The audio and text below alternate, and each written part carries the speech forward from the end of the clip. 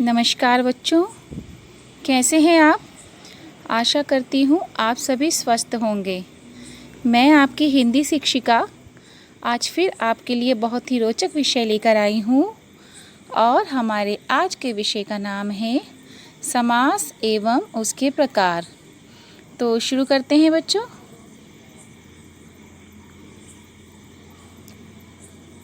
समास। समास का शाब्दिक अर्थ है संक्षेप। समास का शाब्दिक अर्थ है संक्षेप। समास प्रक्रिया में शब्दों का संक्षिप्तीकरण किया जाता है। दो अथवा दो से अधिक शब्दों से मिलकर बने हुए नए सार्थक शब्द को समास कहते हैं। समास के नियमों से बंधा शब्द सामासिक शब्द कहलाता है। सामासिक शब्द के सभी पदों को अलग अलग किए जाने की प्रक्रिया समास विग्रह या व्यास कहलाती है। जैसे नील कमल, इसका समास विग्रह होगा नीला है जो कमल। बच्चों आगे देखते हैं। समास के भेद। समास के मुख्यतः 6 भेद होते हैं। अव्ययीभाव समास, तत्पुरुष समास, कर्मधारय समास, द्विगु समास, द्वंद्व समास और बहुव्रीहि समास। 6 भेद होते हैं। अन्य दृष्टि से देखेंगे पदों की प्रधानता के आधार पर।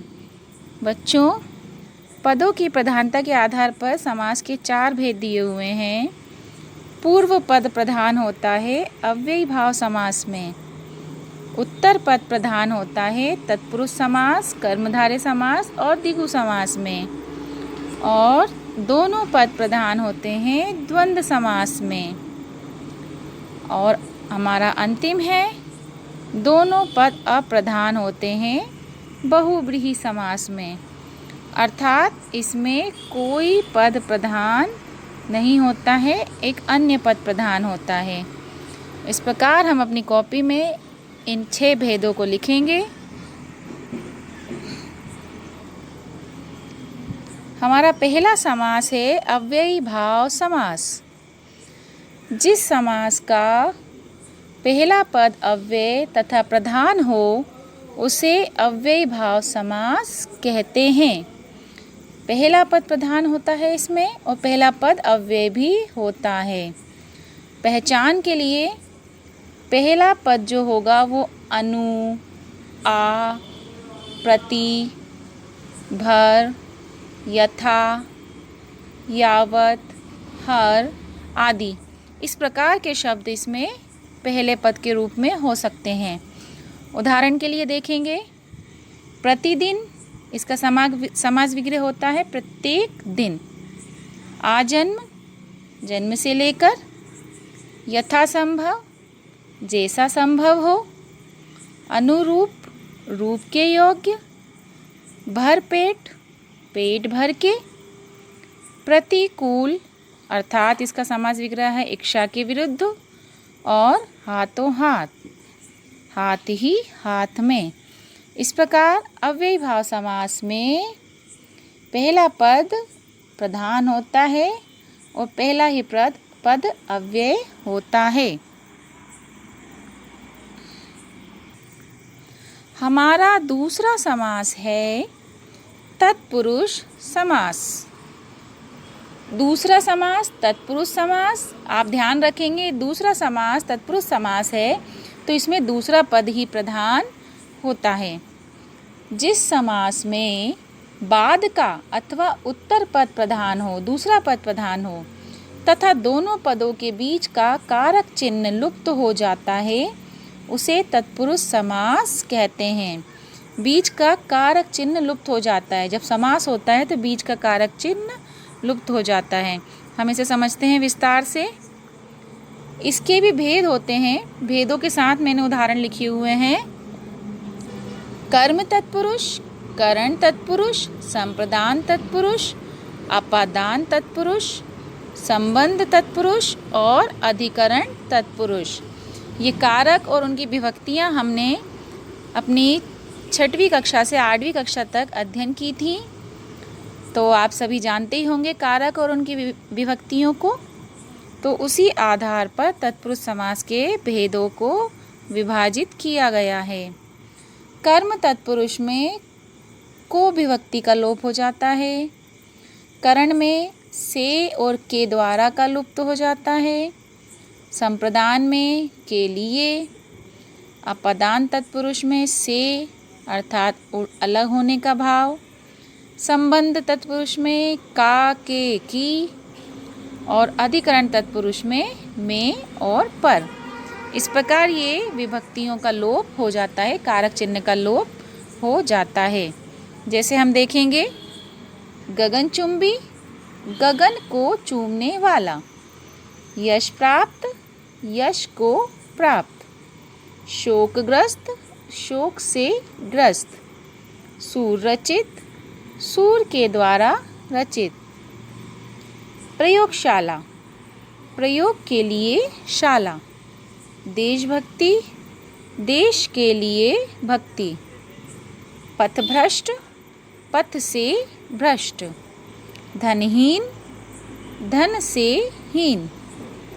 राजपुत्र, राजा का पुत्र। गृहस्वामी, गृह का स्वामी। कला श्रेष्ठ, कला में श्रेष्ठ। गृह प्रवेश, गृह में प्रवेश। और इसी प्रकार आप बीती अर्थात इसका समास विग्रह है आप पर बीती। इस प्रकार बच्चों हम देखेंगे सभी भेदों में इनके कारक चिन्ह लुप्त हो जाते हैं। मैं आपको हाईलाइट करके बता रही हूँ, ये कारक चिन्ह समास में लुप्त हो जाते हैं और यही इस समास को पहचानने का जरिया है। अगला देखते हैं कर्मधारय समास। कर्मधारय समास जिस समास का उत्तर पद अर्थात दूसरा पद प्रधान हो तथा पूर्व पद व उत्तर पद में उपमान उपमेय अथवा विशेषण विशेष्य का संबंध हो, कर्मधारय समास कहलाता है। कहने का तात्पर्य है कि विशेषण और विशेष शब्द होते हैं, एक पद दूसरे पद की विशेषता दिखलाता है। एक उपमेय होता है और दूसरा उपमान होता है। इसकी पहचान है विग्रह करने पर दोनों पद के मध्य है जो, के समान आदि शब्द लग जाते हैं। उदाहरण देखेंगे चरण कमल, चरण के समान कमल के समान चरण। चंद्रमुख, चंद्र के समान मुख। महापुरुष, महान है जो पुरुष। अधमरा, आधा है जो मरा। परमानंद, परम है जो आनंद। मृगनयन, मृग के समान नयन। जैसा कि पहचान में बताया गया है कि इसमें के समान है जो इस प्रकार के शब्द बीच में आ जाते हैं और इसके द्वारा हम इनको पहचान सकते हैं। कर्मधारय समास की यही विशेषता है कि इसमें विशेषण विशेष्य होता है, उपमान और उपमेय का संबंध होता है। अगला है द्विगु समास। द्विगु समास में देखेंगे जिस समस्त पद मतलब सामासिक पद, जिस समस्त पद का पूर्व पद संख्यावाचक विशेषण हो वह द्विगु समास कहलाता है। बच्चों इस समास को पहचानना बहुत आसान है क्योंकि इसमें संख्या होती है। पहला पद आपको संख्यावाचक दिखेगा। इसमें समूह या समाहार का ज्ञान होता है। उदाहरण देखिए दोपहर अर्थात दो पहरों का समूह। त्रिलोक, तीन लोकों का समाहार। चौराहा, चार राहों का समूह। पंचमढ़ी, पांच मड़ियों का समूह। सप्ताह, 7 दिनों का समूह। नवरात्र, 9 रात्रियों का समूह। इस प्रकार आप देखेंगे कि इसके पहले पद में संख्या दिखाई दे रही है, जैसे दोपहर में 2, त्रिलोक में 3, चौराहे में 4, पंचमढ़ी में 5, सप्ताह में 7 और नवरात्र में 9। इस प्रकार संख्या दिखाई देगी। संख्यावाचक होगा पहला पद, पूर्व पद संख्यावाचक, तो हम पहचान लेंगे कि ये द्विगु समास है। अगला द्वंद्व समास।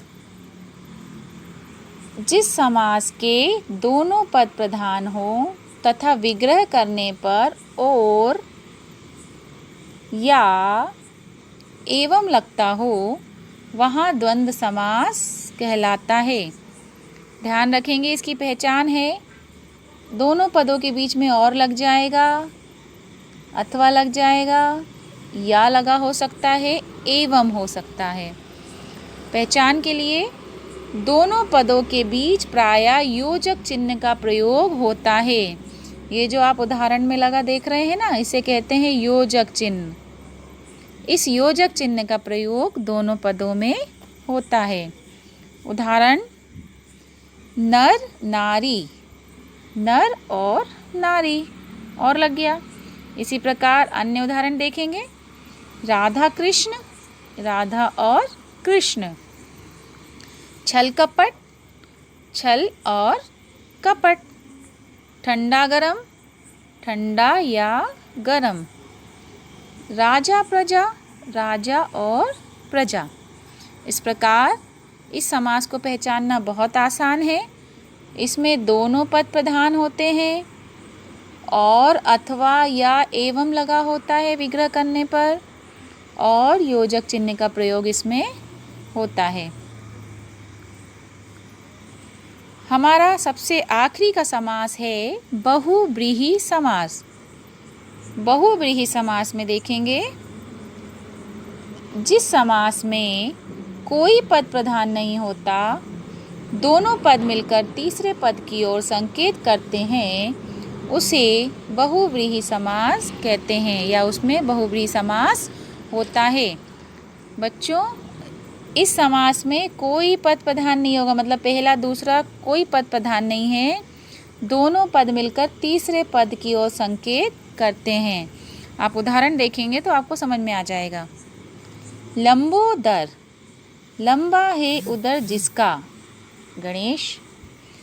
दशानन, 10 हैं आनन जिसके, रावण। चतुर्भुज, 4 हैं भुजाएं जिसकी, विष्णु। पंकज, पंख में पैदा हो जो, अर्थात कमल। घनश्याम, घन के समान श्याम है जो, अर्थात कृष्ण। मृत्युंजय, मृत्यु को जीतने वाला, अर्थात शंकर। इस प्रकार दोनों पद मिलकर एक अन्य पद का निर्माण करते हैं। बच्चों, अब हम हमारे समास के भेद और उनके लक्षणों को एक बार संक्षिप्त रूप से देख लेंगे। हमारे अव्ययी भाव समास में पहला पद प्रधान और अव्यय होता है। तत्पुरुष समास में, अर्थात जो दूसरा समास है, उसमें दूसरा पद प्रधान और कारक चिन्ह का लोप होता है। आप इस प्रकार भी इसे याद कर सकते हैं कि जो पहला समास है अव्ययी भाव समास, उसमें पहला पद प्रधान है, और जो हमारा दूसरा समास है तत्पुरुष समास, उसमें दूसरा पद प्रधान है। अगला है कर्मधारय समास, जिसमें विशेषण विशेष्य या उपमान उपमेय का संबंध होता है दोनों पदों में। द्विगु समास, इसको पहचानना तो बहुत आसान है। इसमें पहला पद संख्यावाचक होता है, संख्या होती है। द्वंद्व समास, द्वंद्व, आप इसको इस प्रकार याद कर सकते हैं कि इसमें द का 2 बार प्रयोग है, तो हम इस आधार पर कहेंगे कि दोनों पद प्रधान होते हैं। द्वंद्व समास में दोनों पद प्रधान होते हैं और लगता है। बहुव्रीहि समास, जो सबसे आखिरी का समास है, उसमें कोई पद प्रधान नहीं है, इसमें अन्य पद प्रधान होता है। तो इस प्रकार बच्चों हम एक छोटा सा नोट्स बना सकते हैं, जिससे हमें एक ही नज़र में सभी समास एवं उनके लक्षण याद हो सकते हैं। आप चाहें तो एक एक या दो दो उदाहरण भी लिख सकते हैं। बच्चों, इस प्रकार आज हमने समास और उसके भेद एवं उनके लक्षण के बारे में जाना। मिलते हैं अगले वीडियो में, तब तक के लिए धन्यवाद।